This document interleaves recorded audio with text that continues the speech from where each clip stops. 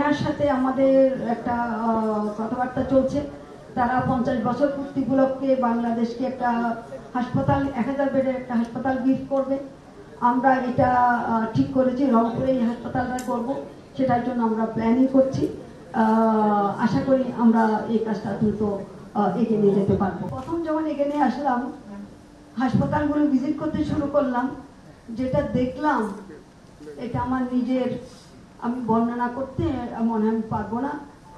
কারো চোখ নাই, কারো হাত নাই, কারো পা নাই, কারো পা কেটে ফেলছে, কারো হাত কেটে ফেলছে, কারো দুই চোখ চলে গেছে, এই অবস্থার মধ্যে। তো তার মধ্যে কিছু কিছু মানুষকে একসাথে আসছে, এটাকে কিছু মানুষকে এখান থেকে বাদ দিতে হবে, অর্থাৎ ওইখানে সে কাজ করতে পারবে না, নতুন কাউকে আনতে হবে। কাজে এই ভাঙ্গা গড়ার মধ্য দিয়ে আমাদের কাজটা চলতে থাকলো, একই সাথে চিকিৎসার কাজটা চলতে থাকলো। ইন্টিম গভর্নমেন্টের আমাদের প্রতি মূল যে দায়িত্বটা ছিল, আমরা প্রথমে একটা ডাটাবেস তৈরি করব। অনেকে তার সঠিক নামে হাসপাতালে ভর্তি হন নাই, ছদ্মনামে ভর্তি হয়েছেন, নিজের নাম্বারটা দেন নাই, অন্যের নাম্বারটা দিয়েছেন, নিজের বাবা মার নাম, নিজের ঠিকানা অন্য ঠিকানা দিয়েছেন, অর্থাৎ সঠিক ঠিকানা দেয় নাই। কাজে এখান থেকে সঠিক, এর মধ্যে তো অনেক আবার চলে গেছেন, ভয় পেয়ে চলে গেছেন, কাউকে বের করে দেওয়া হয়েছে। কাজে এই অবস্থার মধ্য দিয়ে সঠিকভাবে নির্ভুল তথ্য বের করে এমআই সিস্টেমে যোগ করা একটু কঠিন হয়ে পড়েছিল। তারপরেও আমরা যাই হোক, আমাদের ডিজি মহোদয় এবং অন্যান্য যারা আছেন সবার সহযোগিতায় আমাদের ডাটাবেসটা তৈরি হলো। এ পর্যন্ত আমাদের ডাটাবেসে যেটা আমরা পেয়েছি, শহীদ হয়েছেন 864 প্লাস, কিছু এখনো ভেরিফাইং এর পর্যায়ে আছে, যেগুলো ভেরিফাই না হলে পর আমরা দিতে পারছি না। আর আহতের মধ্যে 14,000 প্লাস, সেখানেও নতুন নতুন করে আর কিছু আসছে, কিন্তু এগুলো ভেরিফাই হওয়ার পরে আমরা বলতে পারবো, গ্যাজেট হবে। যাদের বললাম 14,000 প্লাস, এটা গ্যাজেটের মধ্যে গেছে, আবার 864 এটা গ্যাজেট আকারে প্রকাশিত হয়েছে। আমাদের দায়িত্বটা ছিল চিকিৎসাটা দেওয়া সঠিকভাবে, কোনো রকমের দ্বিধা দ্বন্দ্ব না করে, যাই লাগে তাই দিয়ে তাদেরকে চিকিৎসা সেবাটা আমাদের দিতে হবে। তো চিকিৎসা সেবা দিতে গিয়ে আমাদের এখানে যারা ডাক্তার ছিলেন, পরবর্তীতে যারা এখন দুজনকে আপনারা দেখছেন, ঢাকা মেডিকেলে ছিল, সরকারি বেসরকারি সব জায়গায় ছিল, আমাদের ডাক্তাররা তাদের আপ্রাণ চেষ্টা করেছেন, নার্সরা আপ্রাণ চেষ্টা করেছেন, টেকনোলজি যারা ছিল তারা আপ্রাণ চেষ্টা করেছেন চিকিৎসাটা সঠিকভাবে দেওয়া যায়। যদি বলি সরঞ্জামের কিছুটা সমস্যা থাকলেও তারা এটাকে ওভারকাম করার চেষ্টা করেছে। তারপরে যেটা পারে না সেটা পারে না, সেটা আমি বলতে পারবো না, জোর করে বলতে পারবো না, সঠিকটা ওনারা দিয়েছেন। কিন্তু এই চিকিৎসার পাশাপাশি আমরা চেষ্টা করেছিলাম বাইরের, বাংলাদেশের বাইরে যে সমস্ত বড় বড় দেশ আছে তাদের চিকিৎসকদের এনে এখানে চিকিৎসা দেওয়া। সেই ক্ষেত্রে খায়ের যথেষ্ট তৎপর ছিলেন, আমরা আমাদের সচিব, আমরা সবাই তৎপর ছিলাম। আমাদের এখানে চায়না থেকে প্রথম বেশ ডাক্তার আসলো, ইউকে থেকে আসলো, ইউএস থেকে আসলো, তারপরে ফ্রান্স থেকে আসলো, তারপরে আমেরিকা থেকে আসলো, প্রায় 26, সিঙ্গাপুর থেকে আসলো, ব্যাংকক থেকে আসলো। এই ডাক্তারদেরকে আমরা সবাই মিলে হাসপাতাল নিজের তৎপরতায়, প্রাইভেট কোনো ব্যক্তির তৎপরতায়, বিদেশি যারা আছেন তাদের তৎপরতায়, মন্ত্রণালয়ের তৎপরতায় আমরা এই বিভিন্ন দেশ থেকে প্রায় 26 জন ডাক্তারকে আমরা বাংলাদেশে এনেছিলাম চিকিৎসা করানোর জন্য। এদের মধ্যে অনেকেই অপারেশনের কাজ, যেমন চোখের অপারেশন, মাহি মুগি বলে একজন প্রায় 24 জনের চোখ অপারেশন করেছেন এদেশে। ইউকে থেকে আসা ডাক্তার, ইউএসএ থেকে ডাক্তার, ফ্রান্স থেকে আসা ডাক্তার, তারাও আবার হাঁটু কিংবা হাত এগুলোর অপারেশনের কাজ করেছেন। প্রেস্টানি কতজন, 18 জনের অপারেশন তারা করেছেন।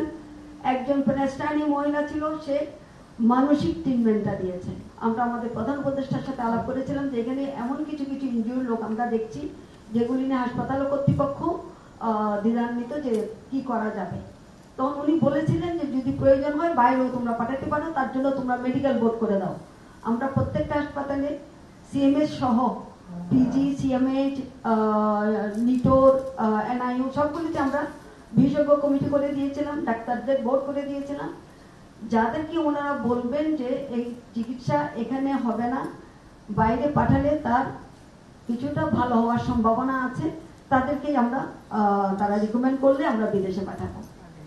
তো এখানে একটা কথা বলে রাখি, এই যে বিদেশে পাঠাবো এই সংক্রান্ত স্বাস্থ্য মন্ত্রণালয়ে কোনো নীতিমালা ছিল না, কিংবা ওই সময় যে অবস্থা ছিল, কিছু কিছু ইনজিউর ছিল যাদেরকে ওই মুহূর্তে কিংবা একটু স্টেবল হলে বিদেশে পাঠাতে হবে, সাধারণভাবে পাঠানো যাবে না, তাকে এয়ার অ্যাম্বুলেন্সে পাঠাতে হবে।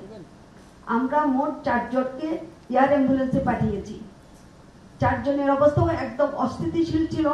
আমাদেরকে ডাক্তাররা বলতে পারছিলেন না তাৎক্ষণিকভাবে যে কখন পাঠাতে পারবো।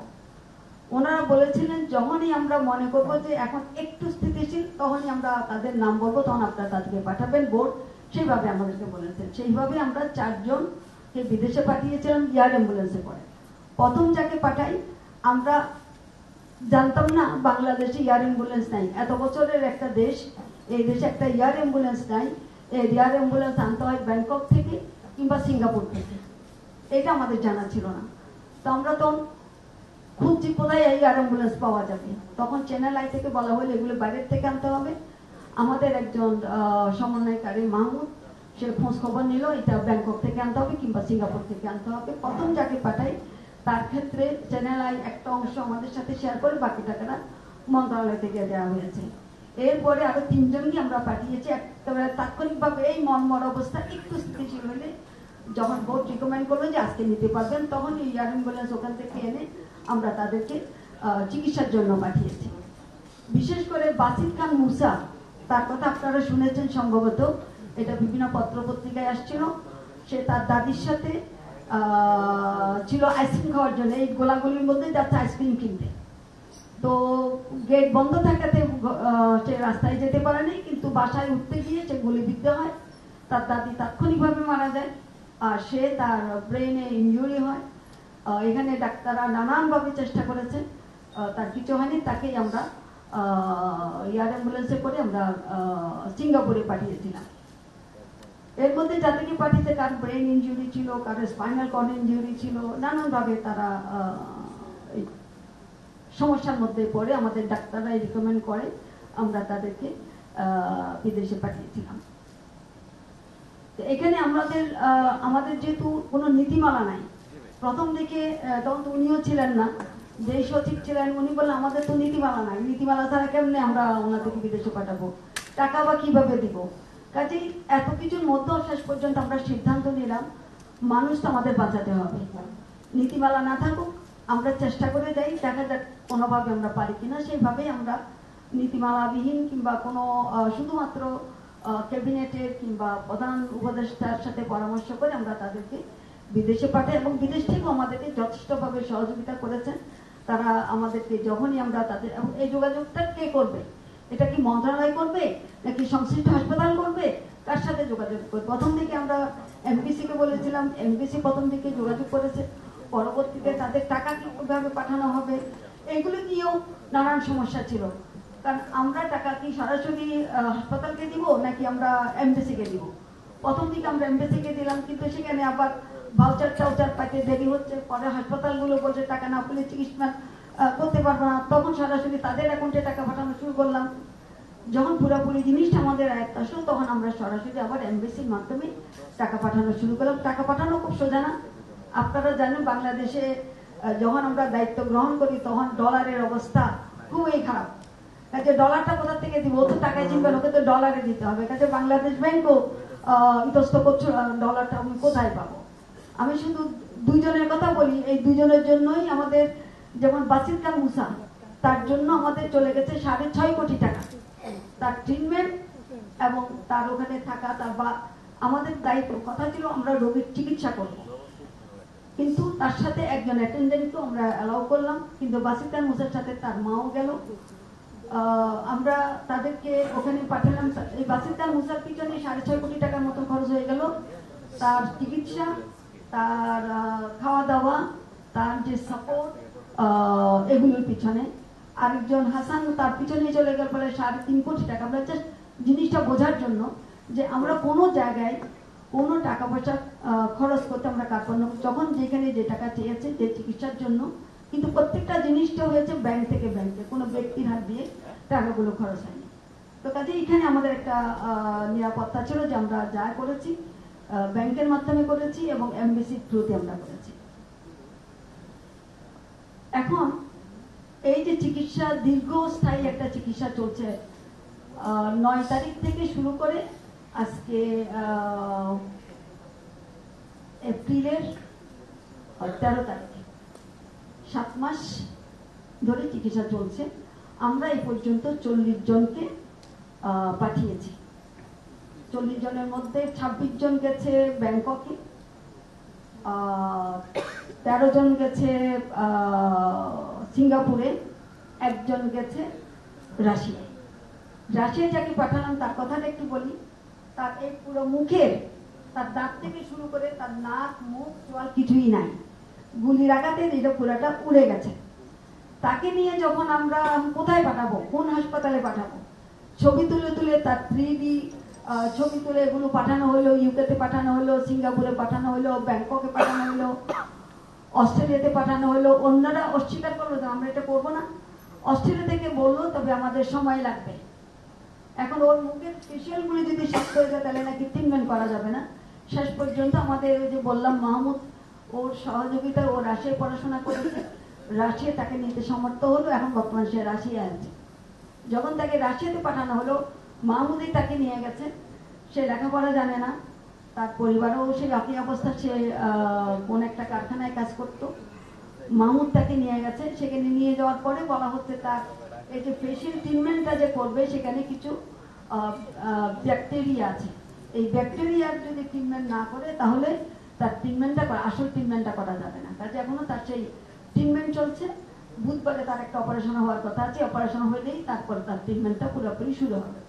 তো কাজে আমরা যত তাড়াতাড়ি মনে করি যে চিকিৎসাটা শুরু করব, কিংবা যতই আমরা চাই না কেন, এটা আমাদের সবকিছু হাতে থাকে না। কিছু জিনিস থাকে সংশ্লিষ্ট দেশে, তারা তাদের মতন করে কাজগুলো করে। এই যে আমরা এখানে পাঠালাম, এখানে তো সবাই শিক্ষিত যায় নাই। আমাদের যতজন আহত হয়েছেন তাদের প্রায় 70% হলো সাধারণ শ্রমিক, সাধারণ নাগরিক, আর 30% হলো আমাদের স্টুডেন্ট। তো যারা স্টুডেন্ট তারা কিছুটা ইংরেজি বলতে পারলো, অনেকে ইংরেজি বলতে পারে না। তখন আমাদের দরকার হলো দোভাষী দিতে হবে। তখন আমরা সিঙ্গাপুরে আবার দোভাষী ঠিক করলাম। তাকে প্রতিদিন $50 করে আমাদের দিতে হলো। আবার যারা ওখানে আছেন তাদের হাত খরচ, তাদের যাতায়াত, এগুলোর জন্য $50 করে দেওয়া হলে ব্যাংককে দিলাম প্রথমে 750, পরে দিলাম আমরা $1200 করে। অর্থাৎ এই খরচগুলো আমাদেরকে চালিয়ে যেতে হলো। ইতিমধ্যে 26 জনের মতন মনে হয় চলে আসছে, ঠিক বলছি না? 26 জন চলে আসছে, বাকিরা এখনো ব্যাংকক আর সিঙ্গাপুরে রয়ে গেছে, তাদের ট্রিটমেন্ট। এই যে 40 জনকে তো আমরা পাঠালাম, এর মধ্যে আরো 8 জনের একটা তালিকা করা আছে। তাদের প্রসেস অলরেডি হয়ে গেছে। এটা মুক্তিযুদ্ধ মন্ত্রণালয়কে আমরা পাঠিয়েছি, যাতে তারা এদেরকে আয়োজনটা আমরা করে দিব, কিন্তু হিসাব নিকাশগুলো তারা রাখবে।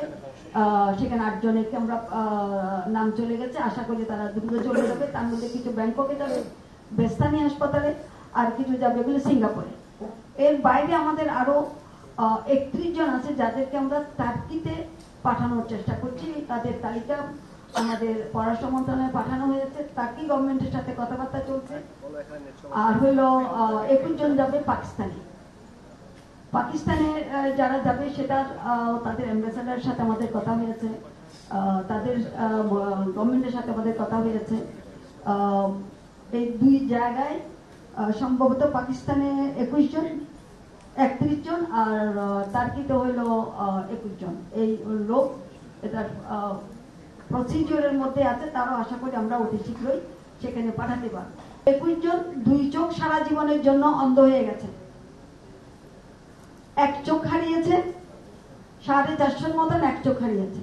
এখন বলেন, আমি সারা জীবন যতদিন সুস্থ ছিলাম আমি 2 চোখে পৃথিবীটাকে দেখেছি, নিজের কাজ করেছি, পড়াশোনা করেছি, হাল চাষ করে সবকিছু করেছি, কিন্তু ওয়ান মর্নিং এ দেখলাম আমার 2 চোখ অন্ধ। তার যে মানসিক ট্রমা, সেই ট্রমাটাকে অ্যাড্রেস করার মতো ডাক্তার কিংবা ফ্যাসিলিটিস আমাদের এখানে তেমন নাই। কাজে এই জায়গাতে আমরা পিছিয়ে আছি। কাজে তাদের এটাকেও আমরা চেষ্টা করছি কিছু জোড়াতালি দিয়ে এই মানসিক ট্রমাটাকে কোনোভাবে সংশোধন করা যায় কিনা, কোনোভাবে গিয়ার আপ করা যায় কিনা। চায়নার সাথে আমাদের একটা কথাবার্তা চলছে। তারা 50 বছর পূর্তি উপলক্ষে বাংলাদেশকে একটা হাসপাতাল, 1000 বেডের একটা হাসপাতাল গিফট করবে। আমরা এটা ঠিক করেছি, রংপুরে এই হাসপাতালটা করব, সেটার জন্য আমরা প্ল্যানিং করছি। আশা করি আমরা এই কাজটা দ্রুত এগিয়ে নিয়ে যেতে পারবো।